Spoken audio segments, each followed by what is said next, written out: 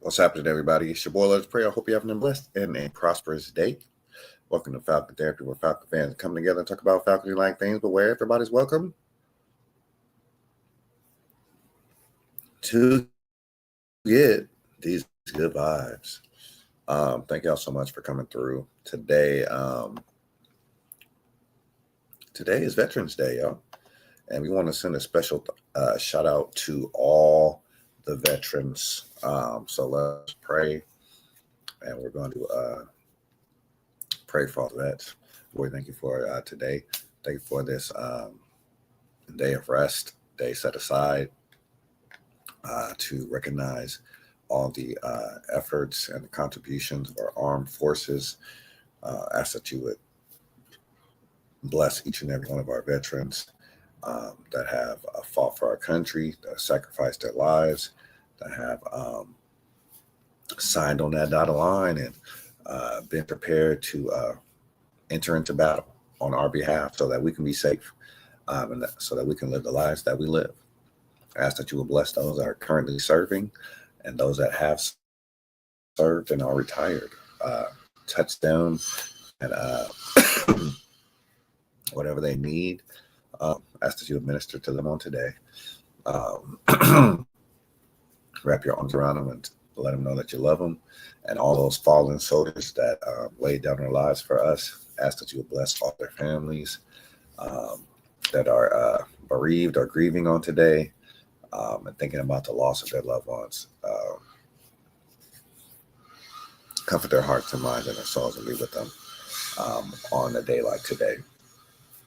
We thank you for this day, because this is the day that you have made. We're going to rejoice and be glad in it. Help us to be the best version of ourselves and help us to continue to walk in your purpose.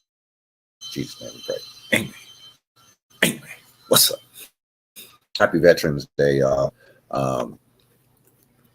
If you're a veteran, let me know in the comment section what branch of the military that you served in, because your boy definitely wants to give a lot of love to the veterans on today. We got a few topics for you today and Falcons talk, and then we're going to get off of here and enjoy our day off. No work today.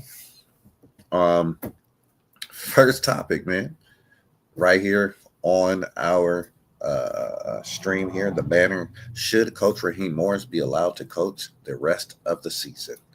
I think that's the hot topic in a lot of Falcon circles right now.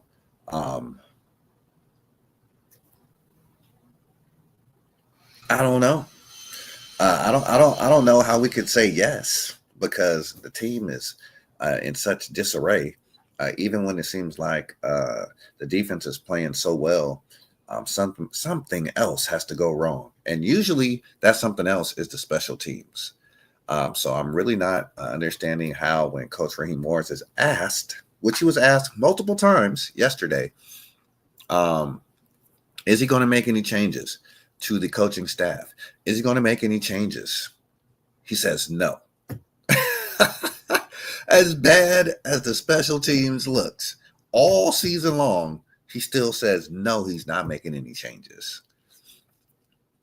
That just lets me know, man, he's going down. He is going down with the ship. Okay, he's the captain of the Titanic. He's going down with the ship. All right, he let one coach go, but apparently, he had other things, and they might have done him a favor. That coach that he let go, the wide receiver coach, he might have done him a favor. Everybody else is going down with the ship. Zach Robinson is going down with the ship, even though he can't convert a third down conversion to save his life. He can't call a play action to save his life as well. He's going down with the ship. Coach Marquise Williams can't coach a special teams unit that can prevent the other team from getting to the 35-yard line. He's not going to let him go. He's going to keep him. He's going down with the ship too. So I just don't understand how we can continue to just say, oh, no, we got the guys that we need right here.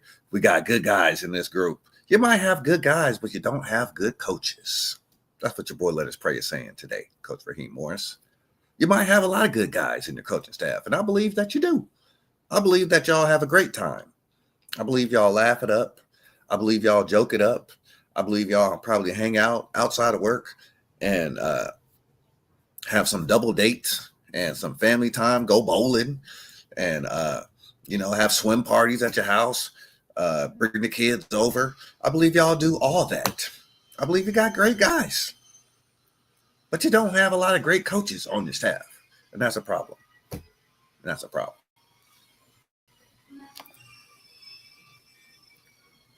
No, I ain't gonna say that, man.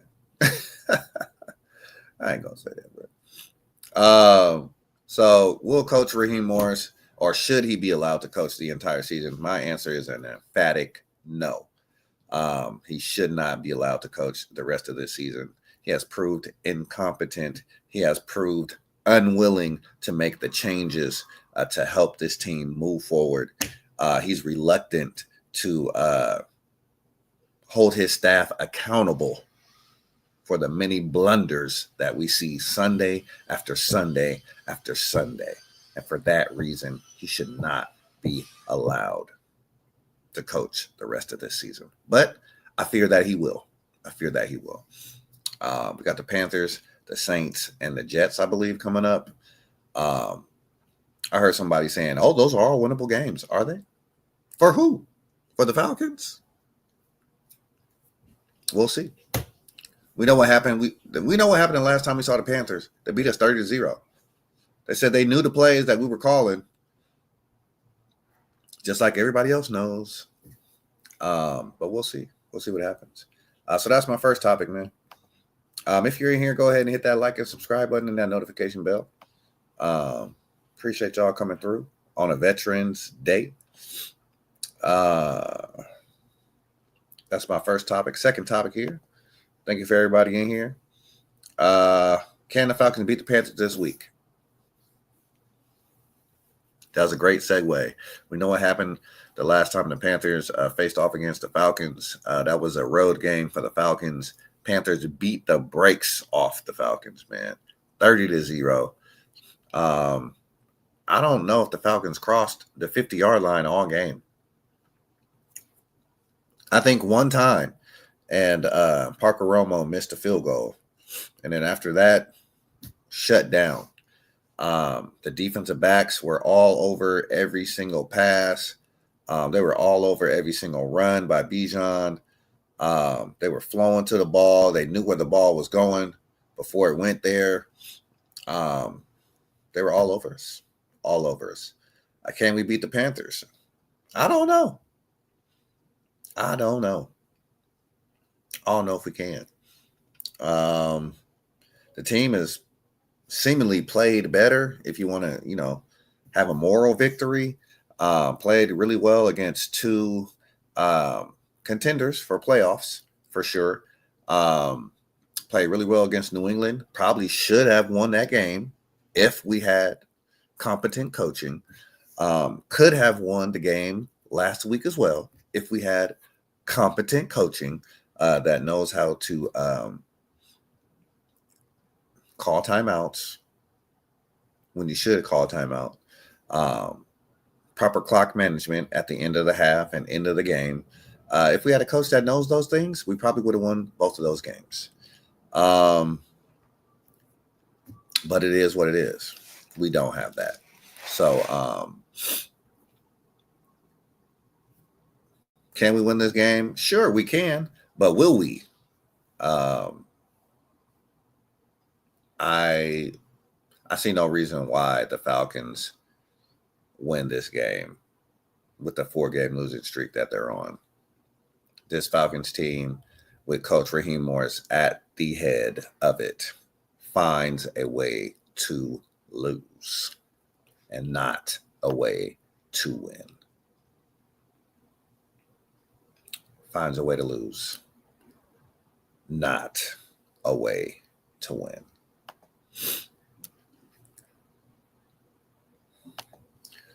Next hot topic.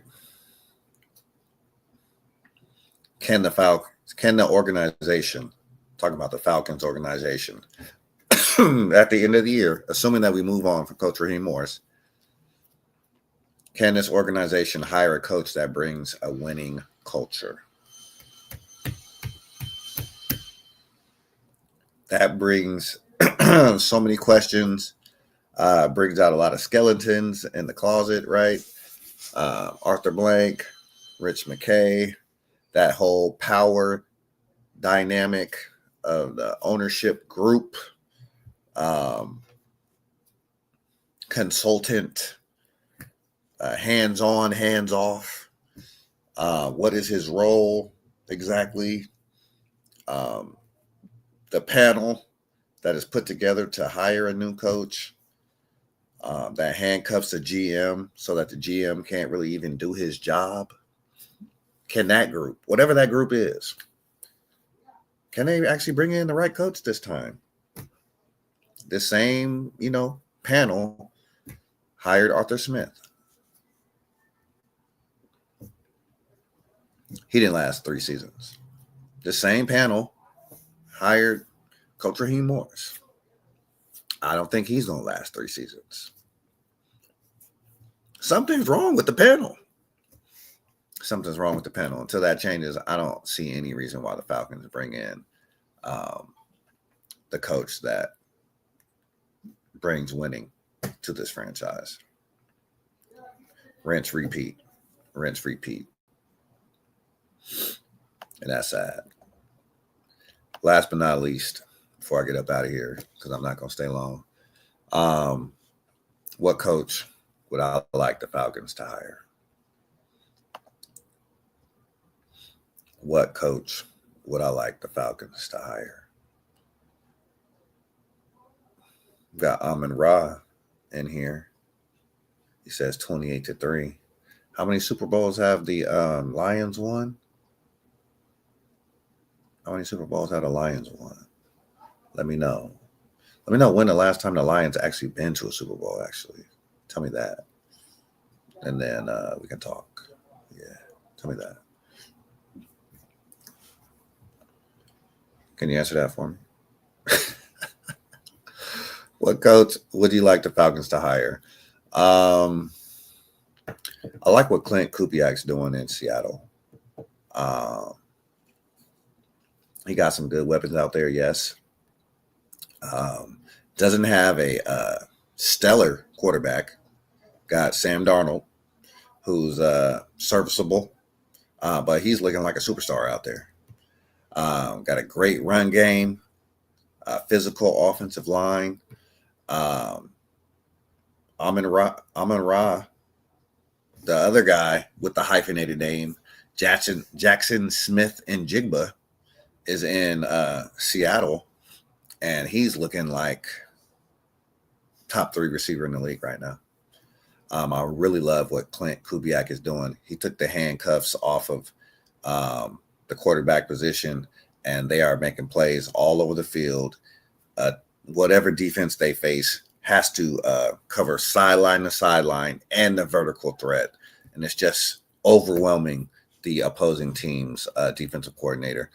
You got to worry about throws all over the field. You got to worry about motion, jet sweeps, but then you got to worry about the physical run game too. And I really love what Clint Kubiak is cooking up in Seattle. I would love for the Falcons to have a coach who could call an offense like that. But that just lets me know the Falcons probably won't hire that guy. But if I was going to hire someone, I would hire Clint Kubiak. I don't know if he's related to Gary Kubiak, but he probably is. He probably like his son or something. But give me Clint Kubiak. But if I could get anybody,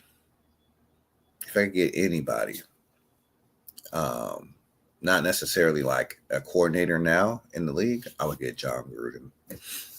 John Gruden, he's forgotten more football than most of us will ever learn if we put our minds together. He's forgotten more football than any of our football knowledge all combined. He's a Super Bowl winning coach. He knows how to create a culture of winning. He's a no-nonsense guy. He's holding everybody in that locker room accountable. And he has cachet, which means when he talks, people are going to be quiet. They're going to shut up and they're going to listen. They're not going to question his moves. They're not going to question what he's doing and why he's doing it, because he's already been there. He's already been a Super Bowl winning coach. You can see his YouTube page as well, where he breaks down the game, gives you the X's and O's, and he's so knowledgeable. If we could get anybody, I would say let's get John Gruden. But that may be far-fetched, so I would say Clint Kubiak. Give me Clint Kubiak as the next Atlanta Falcons head coach, because we got to fire Coach Raheem Morris. We just have to. As much as of a likable guy he is outside of football, he's just not getting the job done. So that's all I got for y'all today, man. I hope you have a blessed and a prosperous day. Enjoy the rest of your Veterans Day. Like I say, to all the veterans, man, I don't want to, I don't know if it's disrespectful to salute y'all or what I should do, but man, God bless y'all. And thank you for your service. Thank you for putting your lives on the line for us, so that we can live free and in liberty. What's up, Jonathan? What's up, Christy? How you doing? No, I logged on late today.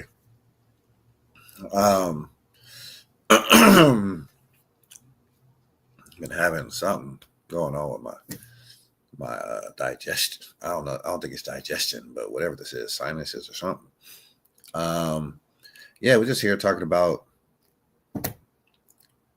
same old stuff. Unfortunately, same old stuff. We're at the point now where almost everybody is questioning Coach Raheem Morris's decisions and lack of decision making, lack of adjustments.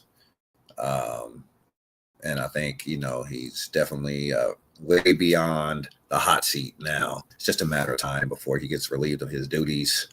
So, our most pressing question that we left for last was when Coach Raheem Morris gets relieved of his duties, because we do believe it will happen sometime this year.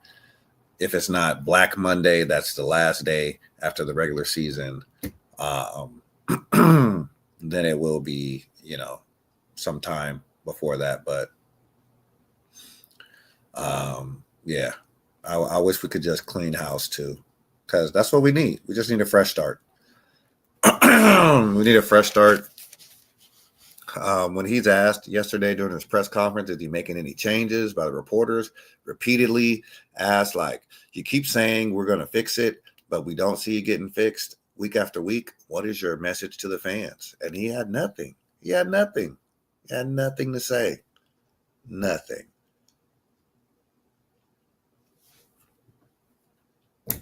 I don't see any reason why we wouldn't lose. He had nothing to say. Exactly. No changes. He said he likes the guys that are in the room, and that is the problem. He wants to like all his coaches. He wants to be friends with all his coaches. He wants to be buddies with everybody in the room. He want to be homies. No, you don't need to be homies. It's a winning business. This is a winning business. He's all about the relationships.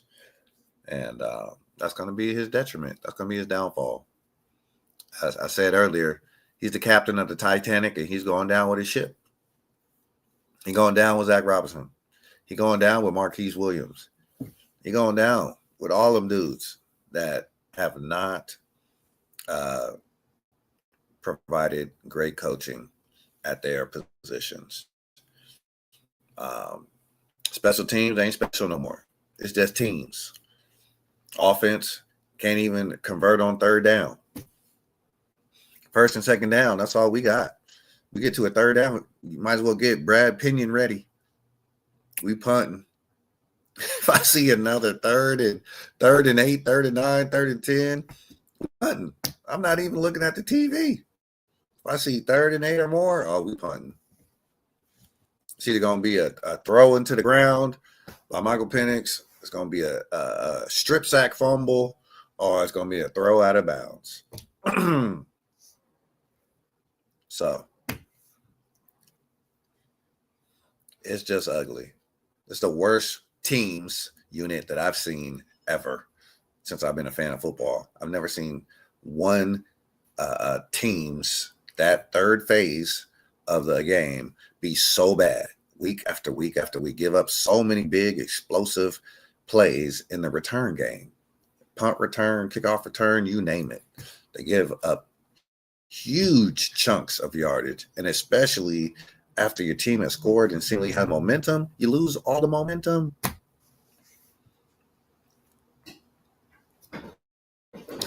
Absolutely. Absolutely. We talked about um, time management or the lack of not ending the game with timeouts in your pocket. What is the point of that? You get 3 timeouts each half for a reason. Why aren't you using them? Why aren't you using them?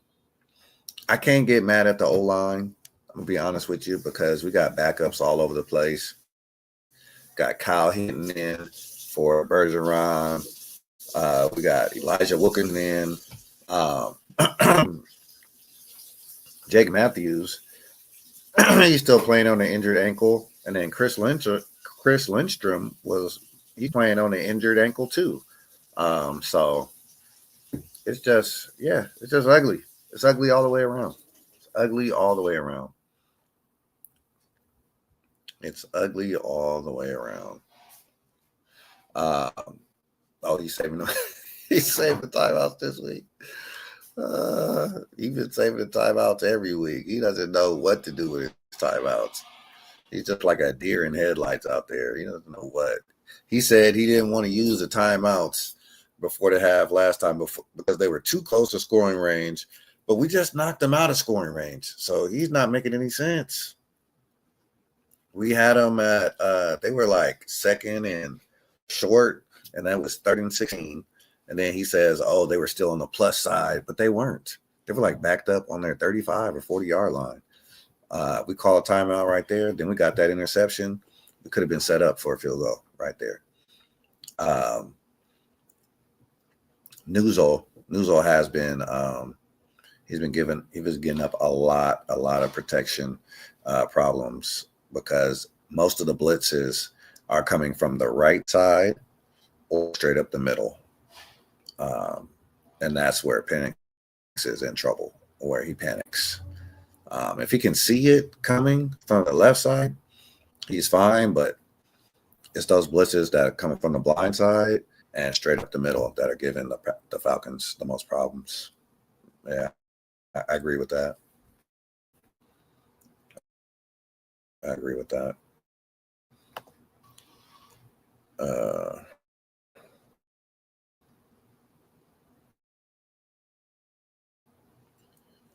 I don't know.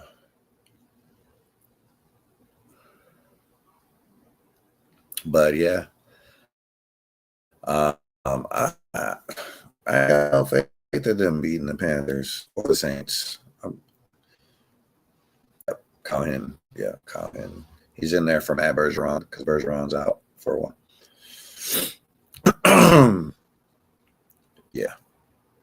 So it's ugly right now as a Falcon fan. You can see who the real fans are. Like I said earlier in the season, there's no such thing as a bandwagon.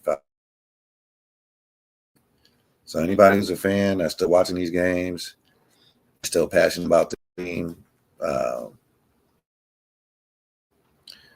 you must be a true fan because it ain't nothing to get excited about right now. Nothing to get excited about right now.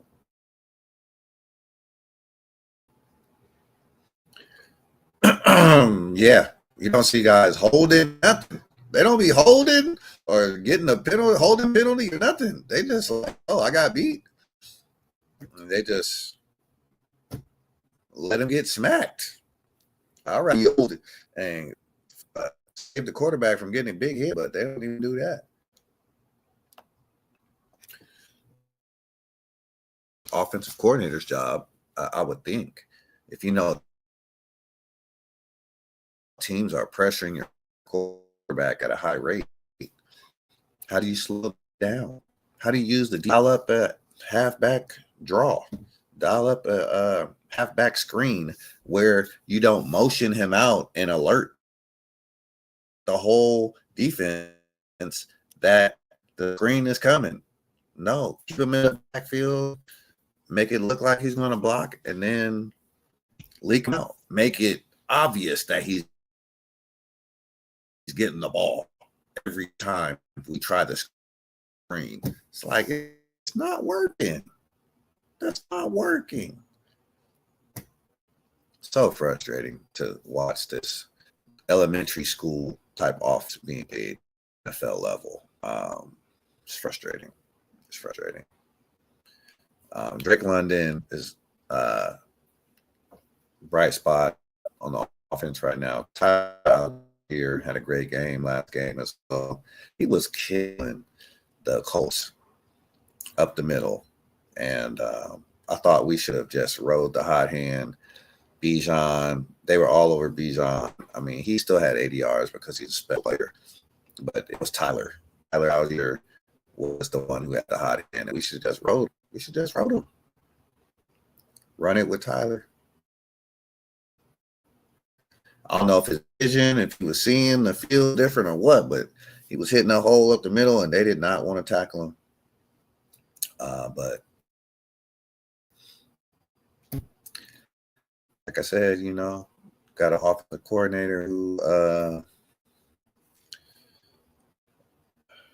Coach Raheem Morris says he likes him. If he says he likes him, oh yeah, I got some issues. Likes him, then that's what it is.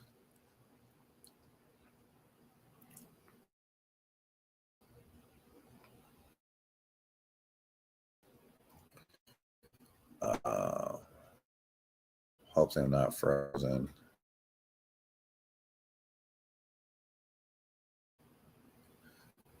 I might be. No, I'm seeing myself kind of freeze up too. But yeah, frustrating days where we can come together and just talk things. And all the Falcon-like things lately have been, talking about the frustrating losses. So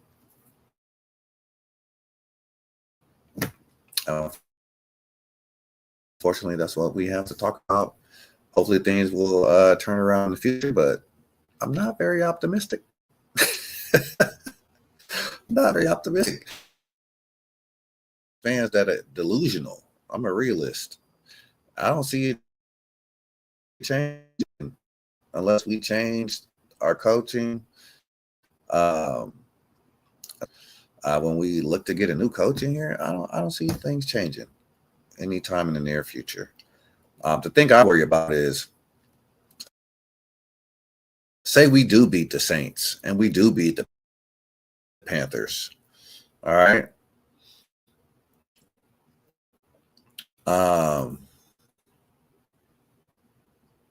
That doesn't all of a sudden make our season great.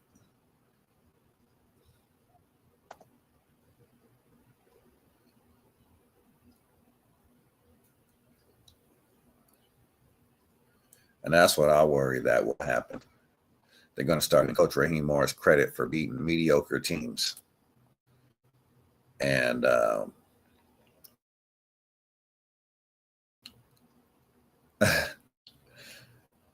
after we beat some mediocre teams, then we're going to act like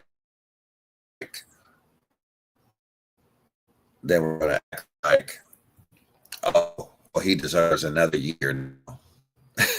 And the answer is yeah. I mean, or we could lose to all three. I can see a scenario where we lose to all three.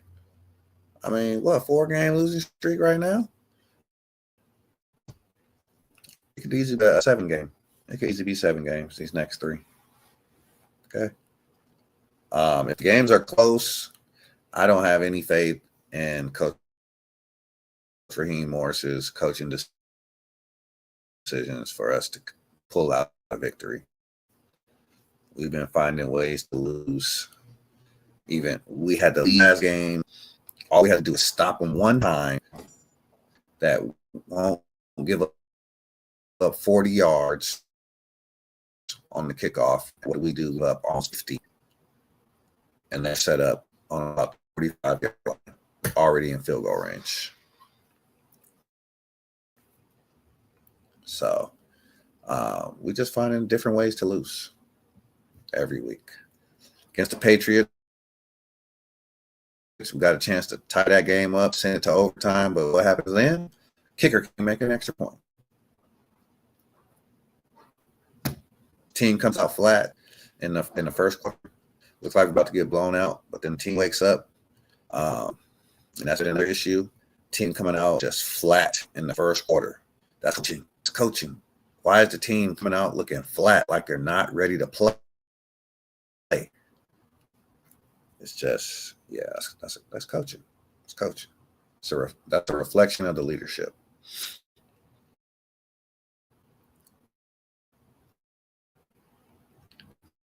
Yeah.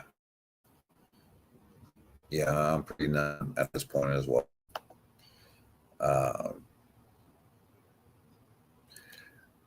I saw the loss coming. You know, I was, and as good as the Falcons are playing, could hear that little voice in the back of my mind saying they're gonna find a way to mess it up, and they did. So yeah,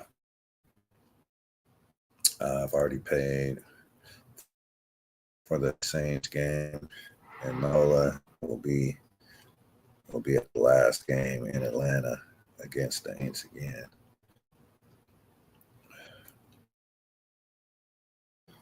Against the Panthers, the last two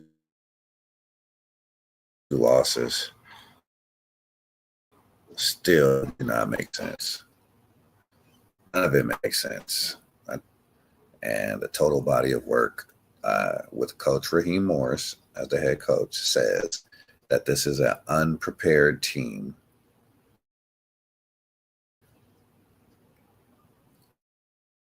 Unprepared team, week in and week out. This team plays better against the teams that are favored than the teams that they are considered an underdog. Okay, so this week, Carolina. It could be about even because Falcons 4-game losing streak. Carolina, they've been winning, but lost last week. I think they had won 4-5 before then. So Carolina could technically be favored this game. But a lot of people still don't believe Carolina's a good team. So it'll be interesting to see who's in that game.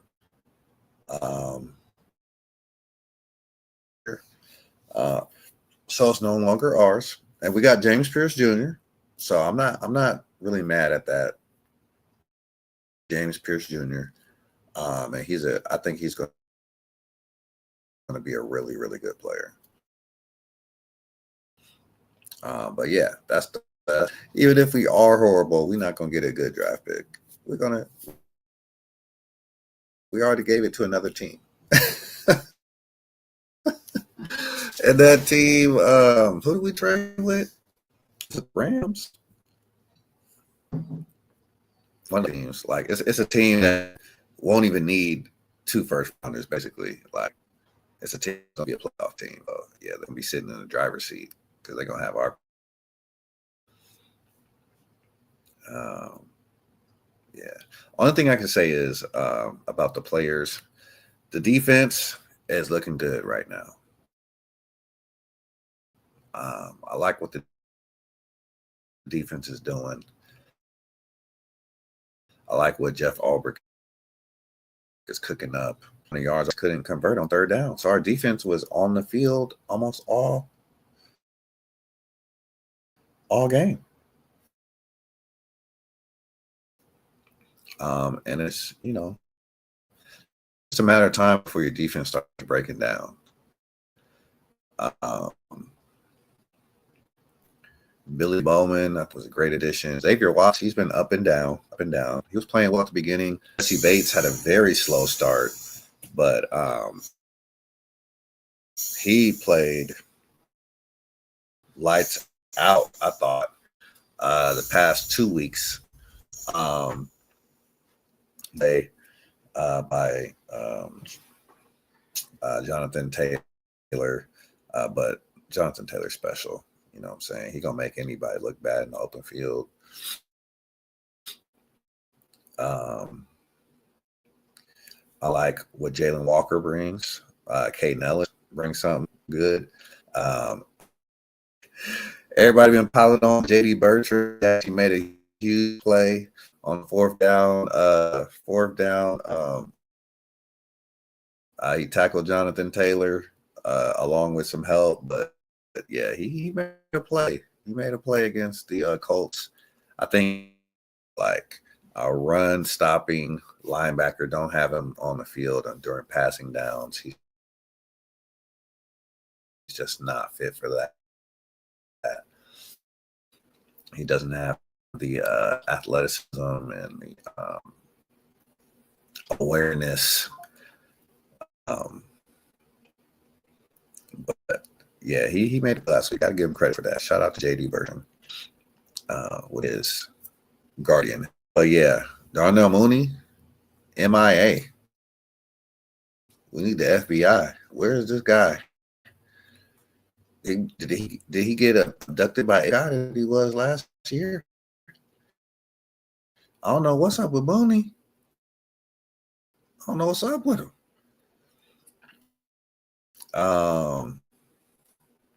Even Michael Penix, like he came in with the last 3 games last year and he was balling out, and now he looks like he's singing. And I don't blame him. Money, all the money. Yeah. It's an offense that is not quarterback friendly. That's truly not quarterback friendly offense. Coordinator Zach Robertson in the same spot every play. Doesn't matter whether it's a run or a pass. He's in the same spot. Defense knows where he's going to be. He's not rolling out in the launching point, changing his platform. He's in the same spot all game, and it's too easy for the defense to key in on him. And I think he feels really uncomfortable. You can see him get frustrated. I saw it especially in the last game. Looked like he's bouncing, doing his hand, get the play faster. Get the play faster. You could tell. I was saying, get the play in faster, man. I need to play in. He's yelling over at the sideline. So, I mean, it's just you see the players getting frustrated. Greg London, he didn't want to throw. You do more, but he said, "I only run the routes that they tell me to run." He says that after the game. He's frustrated. Everybody's frustrated, man. You got handcuffs on these guys. These guys are professionals. Got handcuffs on them. You got to run the pistol all game long, and a couple one different variation of the shotgun. That's it. They can do more than that. More, so there be no changes. So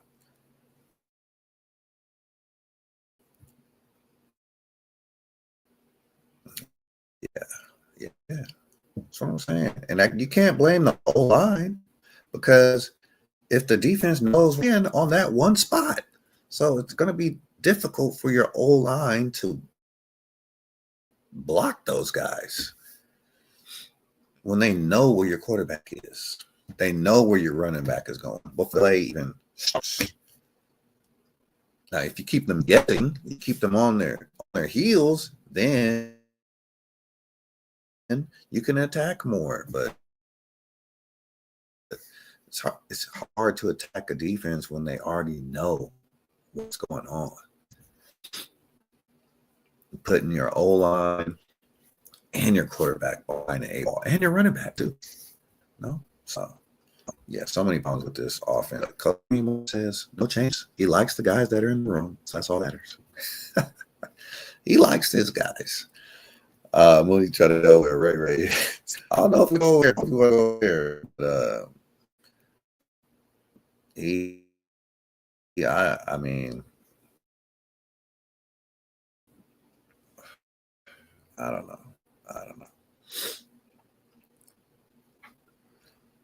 You know, he lied about that too. He said that Ray was just taking the personal matters and it wasn't disciplinary. And the next thing you know, cut him. That's like, why lie? Just tell the truth, man. Just tell the truth.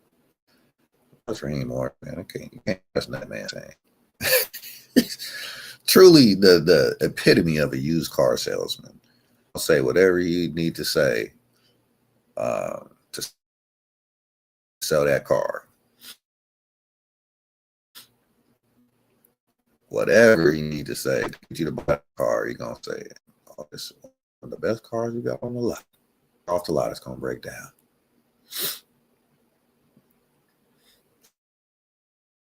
So, yeah. But like I said, that's why I come to Falcon Therapy. So we can get all these things off and we can talk about it and go on with our. And I appreciate y'all.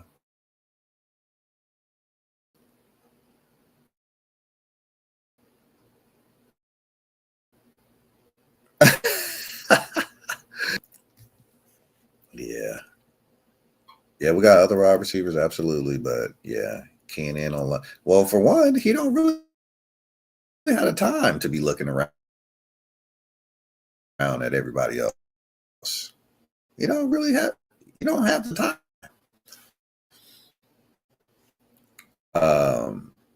But I don't think Zach Robinson truly knows how to use all of the weapons. I just don't believe he's equipped to do it. Head coach, why select a guy who did not call plays in the NFL before? How to call plays? Very troubling. So, yeah, I'm gonna go ahead and get up off of here, so I can enjoy the rest of my day, get a couple of things done. But thanks for coming through. Lady Bird and the Falcon Network has a show tonight, 8 p.m. Definitely try to check it out. Love every time I watch the show. Y'all be having some great guests too. Lady Bird's the Falcon Nation. He does not have the ability to play on for Zach either. Yeah, that's the thing. Like you bring somebody in, but you can't just let him call plays and keep being bad. 1 for 12 on third down. Come on. This can't be bad like that. Not when you got a Bijan Robinson, who's a top 5 running back, and you got a Drake London, who's a top 10 wide receiver in the league. That's the way you should be 1 for 12 on third down. It's embarrassing. I'd be embarrassed if I was Coach Raheem Morris to sit up there and act like I know. And I hold his head, smile. Zach Robinson, and I don't know how he could stand in front of and say there's nothing wrong with how good numbers ain't saying that. And it's the homies that gonna cost him his job. So, and cost all the fans season after season, 2 wasted seasons, because when the offense was wrong, end of the year fire Jimmy Lake. And this year, it's the offense and the teams that aren't special. Both of those guys need to go. But he's still being loyal to the homies, despite bad they looks. I got to go more a great friend. If you want a friend, go team horrible.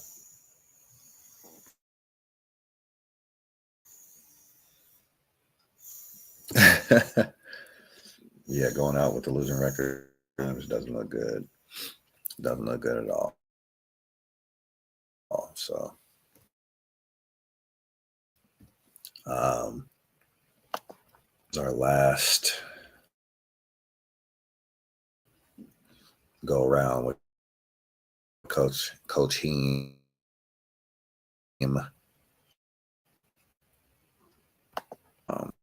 First time novice play callers on our offense. Things like that.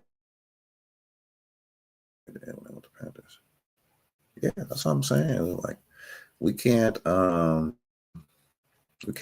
on the Aints. We can't sleep on the Panthers either. They got Rico Dowdell, and he's been one of the top running backs in the league. I think he leads the league in rushing yards. Well, maybe before Jonathan Taylor put up 250 against us. He's probably like second now, but so Dowdell and they got Chuba Hubbard. They might wear us out.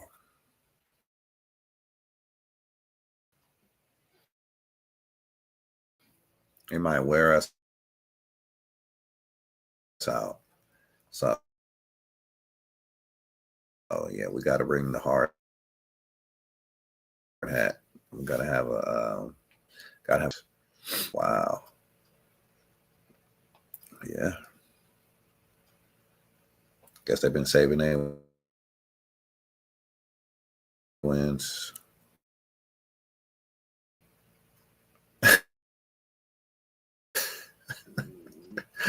That's for them. I mean, we can't really talk. We got what, 4? We got 2. So it is what it is.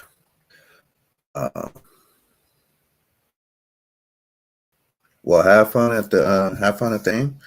I'll definitely be back tomorrow with some more commentary for your sacrifice. Thank you for all that you've done for us. Hate that there's only one day to really like celebrate and all the veterans that are currently serving in the armed forces. But yes, we appreciate you and what you do, protecting our borders and making sure that we stay safe here in the United States. So happy Veterans Day to you all that have lost loved ones, veterans. Lots of prayers out to you. Well, yeah, you need a thorough search. It needs to be thorough. That's going down a rabbit hole, but yeah, the committee that seems to only select 3 or 4 candidates each time, like serious candidates, and that's a problem because that lets me know that they already know who they want to hire, and expand the search and get rid of that committee, the general stuff, this panel stuff. All they got knowledge of is how to run a corporation, not how to run a football team. So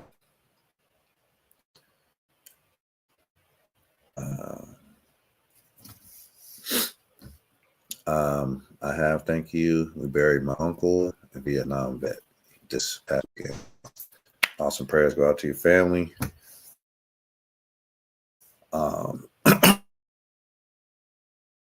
Sorry to hear about your loss. Yeah, Vietnam. That was a crazy, very crazy time for this country. Just the documentaries I've seen said that was a nightmare scenario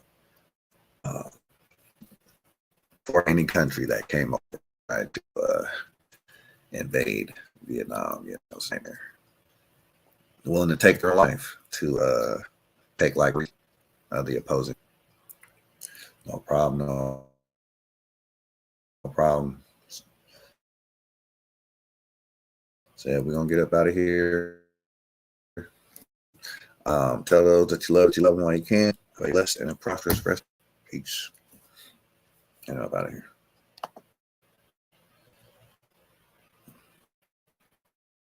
Ooh, I'm so laggy.